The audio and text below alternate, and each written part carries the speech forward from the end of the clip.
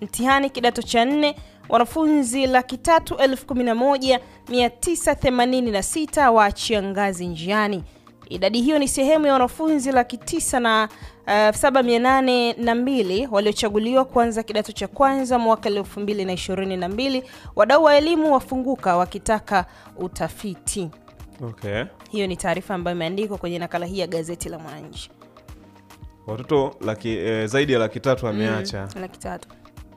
Licha kwamba hii taarifa wakati Mwananchi kwenye ukurasa wao wa Instagram pale waliiweka ikaleta niseme sasa nisintofahamu ikaleta zengwe na kusababisha ufafanuzi kutolewa kwamba kilichokuwa kimeandikwa awali hakikuwa sahihi, ila ufafanuzi ambao ni sahihi wakautoa pale.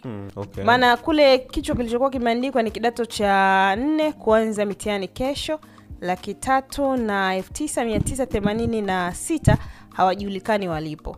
Kwa hiyo hiyo wameachia ngazi njiani. Huenda sio wote walioachia ngazi njiani kwa ufafanuzi sasa uliotolewa na serikali.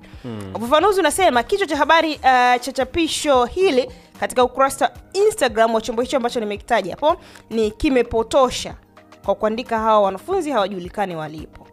Okay. Usahihi ni kwamba wanafunzi wanadaiwa hawajulikani walipo. Wanaodaiwa kwamba hawajulikani walipo ni wale ambao hawakuripoti shule baada ya kuchaguliwa kujiunga na kidato cha kwanza mwaka 2022, lakini waliofeli mitihani ukiwemo ule wa kidato cha pili mwaka 2023, walioacha shule kwa sababu mbalimbali zikiwemo utoro na maradhi, na wengine kuamua kwenda kusoma nje ya nchi.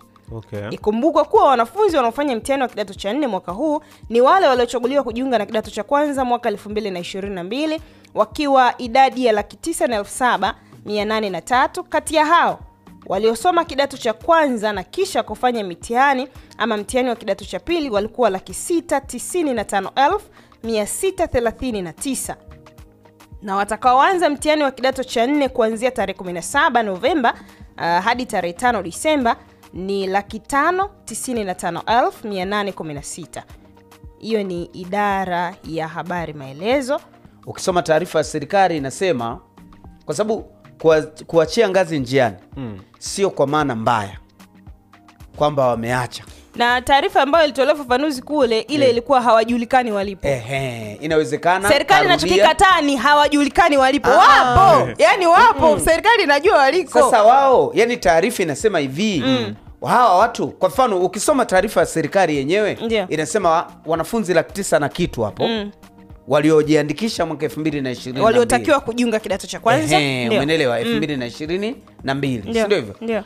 2025 leo ambao wanatakiwa kufanya sio 900,000 tena, ni 500,000. Ndio. Hawa wengine wako wapi? Sasa msiseme hawajulikani. Sio wametoa hapo taarifa msema wengine wameenda kusoma nje ya nchi. Wengine ni kwa sababu ya maradhi.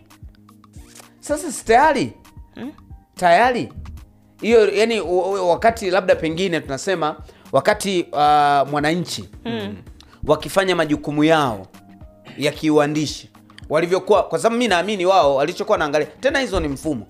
Yani hapo ni naangalia tu watu ambao walidahiliwa. Kama wao uliandika mwaka 2022 walitakiwa kujisajili wanafunzi 900,000 na point hizo, umenelewa? Lakini mwaka 2025 wanafunzi wale ambao 900,000 na point ambao walitakiwa kujisajili wanafanya mtihani wanafunzi 500,000. Ukiandika hawa 400 hawajulikani waliko, una changamoto gani banani hapo? Kwa sababu kama wao walitakiwa kwenye ripoti ambao wanaonyesha kwamba wakati hawa 500,000 na pointi hizi wanafanya mtihani, wanafunzi kadhaa walienda kusoma nje ya nchi. Umenelewa? Wanafunzi kadhaa waliacha kwa sababu ya ugonjwa. Wanafunzi kadhaa waliacha kwa sababu pengine walishindwa kuhimili vitu vile hivyo. Ndio unataka. Ndio ilikuwa kauli. Yaani kusema mimi kwangu binafsi naona Mwananchi alikuwa sahihi kwenye kitu ambacho amekizungumza 88.5 Shamba FM.